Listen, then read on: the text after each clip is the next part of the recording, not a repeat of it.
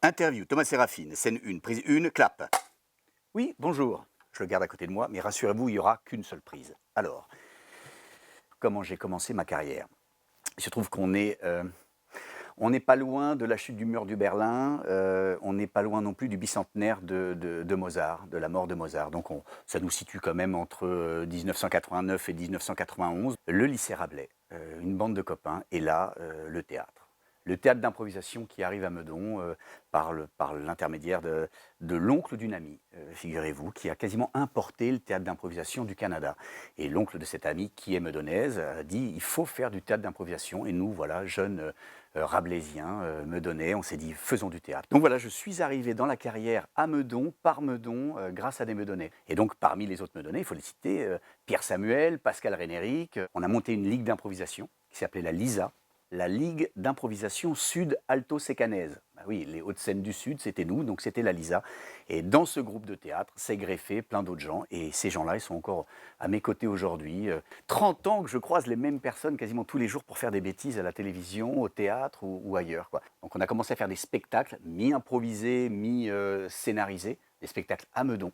C'était la grande époque de nos spectacles éphémères à Meudon. Pour ceux qui ont connu Meudon-Plage, on avait déversé des tonnes de sable sur rue Abel Vacher. Tous les gens qui ont assisté au spectacle sont revenus le lendemain, le dimanche, parce que voilà, pour enlever, il y avait, je sais plus, 6 tonnes, 8 tonnes de sable qu'on avait mis pour faire un Meudon-Plage. Puis on a commencé comme ça à faire des spectacles de rue, puis des spectacles dans des théâtres, et puis dans des plus grands théâtres, et puis après la télévision, des petites émissions, des plus grosses émissions, voilà. Il faut savoir que je ne suis pas meudonnais d'une première génération, ni de deuxième, ni de troisième. Déjà, moi, c'est mes arrière-arrière-grands-parents qui sont de Meudon, c'est la famille Pilot. Mon arrière-grand-mère était modiste de Zola. Elle faisait des chapeaux pour Zola, avait une petite boutique. Donc moi, elle me donnait de génération en génération du côté de ma mère. Meudon, c'est une ville qui pose problème parce que quand on a commencé à mettre un pied à Meudon, on ne peut plus partir. J'essaye de quitter Meudon. J'essaye de quitter Meudon. Un jour, je vais y arriver, mais je n'ai toujours pas réussi. Et évidemment, je suis pétri de souvenirs à Meudon. Meudon, pour moi, c'est d'abord c'est le stade René-le-Duc. Parce qu'à un moment donné, une époque, en 92, tous les samedis, on avait nos matchs d'impro avec nos patinoires d'improvisation. Et pour moi, bah, c'est le début de la carrière. Le gymnase René-le-Duc rempli de gens. Et ça, c'est quand même un super souvenir. Alors Meudon, sinon, évidemment, Meudon, une fois qu'on a des enfants, une fois qu'on a un chien, bah, c'est les espaces verts, il ne faut pas se mentir. Le temps passe assez doucement à Meudon, de façon assez homogène. Alors ça, c'est entre nous, mais vraiment, il faut le dire. Moi, j'aime bien Meudon parce que c'est encore un peu sous-développé. Et ça, mais il faut vraiment, il n'y a pas trop de boutiques. On ne dépense pas d'argent à Meudon. C'est-à-dire que moi, voilà, je vais avec mes enfants, je me balade dans Meudon, je ne suis pas sollicité toutes les 5 minutes. Et ça, c'est quand même pas mal pour un père de famille. Moi, je me promène le week-end à Meudon, je n'ai pas dépensé un centime. Je n'ai pas acheté des trucs de téléphone portable, des jeux, du gaming, des trucs comme ça. Mais ça, je peux pas, voilà, on ne peut pas le dire. Mais j'aime bien ce côté villageois, si proche de la ville. Donc en fait, on a tous les avantages de la campagne et de la big city, Paris. Mais je vais vous dire un truc, je vais de moins en moins à Paris, mais ça non plus, c'est inavouable. Autant vous dire que l'Est parisien, c'est la Corse, quoi. Interview Thomas Séraphine, Chloroville, filmé, scène 2. Alors il y a marqué 1 évidemment, mais ça est 2 parce qu'on n'a pas eu le temps de. Alors, vous voulez que je fasse court pour vous présenter ma carrière? Idéalement, ça serait ça, idéalement. Ma carrière, non, c'est le bordel. Ma carrière, c'est le bordel. Je ne peux pas faire court. Je suis désolé. Ma carrière, c'est à l'image de l'homme. C'est vraiment le bordel que je ne peux pas. Beaucoup de télévision, beaucoup d'animation dans des émissions, depuis La Grande Famille sur Canal+, ensuite Édouard Baird et Ariel Wiesman, toujours sur Canal+, ensuite Le Vrai Journal, toujours sur Canal+, avec Carl Zero, et puis ensuite les émissions à moi, enfin à nous, avec notre collectif. Donc ça a été d'abord sur Comédie, on a eu une jolie petite émission qui s'appelait Des filles et des garçons, qui a été quasiment intégralement tournée à Meudon. C'est-à-dire que là, je crois qu'il n'y a pas un commerçant de Meudon qui n'a pas subi nos sketchs et qui ne nous a pas accueillis, mais tout, je veux dire, les bouchers, pharmaciens, Monoprix, je crois qu'on a tourné tout ce qui peut être tournable à Meudon. Et après Des filles et garçons, on a eu la longue épopée Action discrète, plus de 10 ans sur Canal+.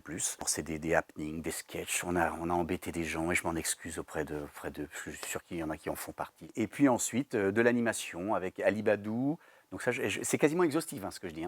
Avec Ali Badou, donc le midi, la nouvelle édition, le Grand Journal. Et puis une émission de voyage, ce qu'ils appelaient les Oiseaux Migrateurs.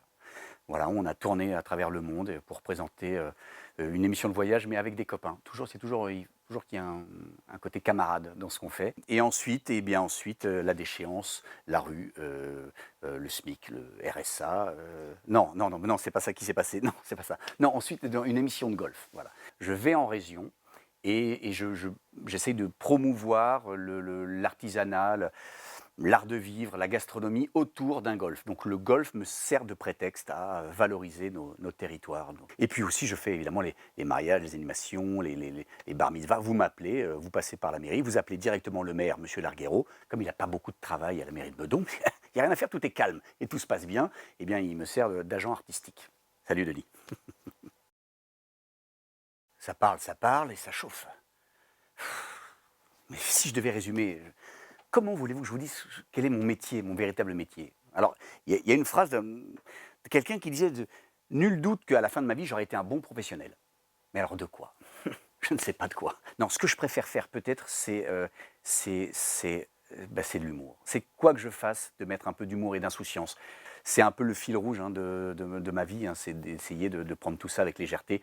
On n'est que de passage, donc si ce passage peut être le plus agréable possible, attendez, voilà, c'est... Putain, Spielberg. Ah, c'est incroyable, coupé. Yes. Yeah. Mr. Spielberg? Oui, non, je suis désolé, mais je fais l'interview pour Chloroville, donc non, ça ne sera pas possible. Tintin 3? Non. Non, désolé. Non, je préfère, il y a des urgences, il y a des choses qui sont plus importantes. Je vous rappelle, Monsieur Spielberg. À tout de suite. J'adore mon ancrage local, donc si je peux, dès que je peux participer à un événement culturel, festif, et en ce moment c'est Stars Up. Stars Up, c'est un festival de gens qui sont tellement plus calés, tellement plus intelligents que moi, que tout d'un coup, je redeviens aussi un enfant. C'est extraordinaire. C'est un super festival. Qu'avec des bénévoles meudonnais, des énergies meudonnaises, extraordinaires. Et puis la chance d'interviewer Hubert Reeves, quand même incroyable. C'est-à-dire que moi, je ne connais rien à rien. C'est-à-dire que pour moi, le ciel, c'est quand j'ouvre la fenêtre et je regarde. Enfin, ça s'est à peu près arrêté là, ma connaissance. Un festival aussi pointu pour des gens qui sont aussi novices, je trouve ça super. Eh bien, mon meilleur souvenir, c'est celui où, par hasard, je rencontre une petite figurante sur un tournage qui n'a absolument rien de figurante professionnelle et qui est là pour aider sa cousine, et il se trouve que c'est ma femme. Donc, j'ai rencontré ma femme, qui est toujours la mienne aujourd'hui, après 23 ans, sur un tournage d'Edouard Baird et Ariel Wiesman, elle était donc, on avait besoin d'une danseuse de flamenco dans une piscine de choupa choup.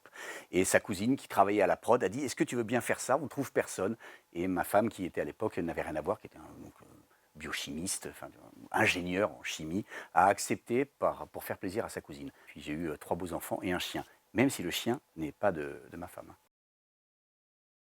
On aura beau rivaliser, essayer d'être absurde, on ne sera jamais autant que la vie elle-même. Tout est absurde, regardez, l'époque est absurde. Le but de cette interview n'est évidemment pas d'être polémique, mais quand même, ça fait donc maintenant plus d'une trentaine d'années que je travaille dans ce milieu. Et je dois dire, et là c'est un peu de sérieux, je reprends du sérieux, je dois dire que il y a une menace quand même. Il y a une menace sur la liberté d'expression. La vie m'a apporté la chance de travailler avec Edouard Baird, avec Karl Zéro, avec Albert Algou, avec des gens où on pouvait absolument tout dire tout le temps. Et je me rends compte aujourd'hui que l'époque change. Est-ce que c'est en bien ou pas? Je ne sais pas, mais préserver cette encore une fois la chance de pouvoir être insouciant, c'est ce qu'il y a de plus difficile. Donc, et l'insouciance, elle passe par la liberté d'exprimer ce qu'on veut, de faire de l'humour sur à peu près tout et n'importe quoi. L'humour se fait toujours aux dépens de quelqu'un ou de quelque chose ou d'une minorité, d'une tare. Donc si l'humour, oui, c'est l'humour sur les blonds non, sur les roux non, sur les chauves non, sur les petits non, sur les obèses non, mais les gens qui tombent non plus, sur les gens qui font mal du ski non plus. Enfin voilà, si on se limite parce qu'il ne faut offusquer personne ou blesser personne, en fait, l'humour disparaît. Donc au contraire, moi je prône l'humour. Accepter ce qu'on est, la différence, ça passe par évidemment de l'autodérision. Et l'autodérision est la première, c'est la rampe de lancement de l'humour. J'avais le droit à ce petit moment de gravité à l'intérieur de... Ouais, bon, ça va. Je me définis comme un être, anticonformiste, parce que je n'ai pas envie de me conformer à des choses qu'on m'a dit. Je préfère les expérimenter moi-même. Et je souhaite aux gens d'avoir encore cette liberté, la véritable liberté, qui est de se laisser des moments de surprise dans la vie. Donc j'aime me faire surprendre par mon métier. Oui, cette phrase, bien sûr. Ne jamais laisser le métier surpasser la passion. Voilà, c'est ça. Je l'ai.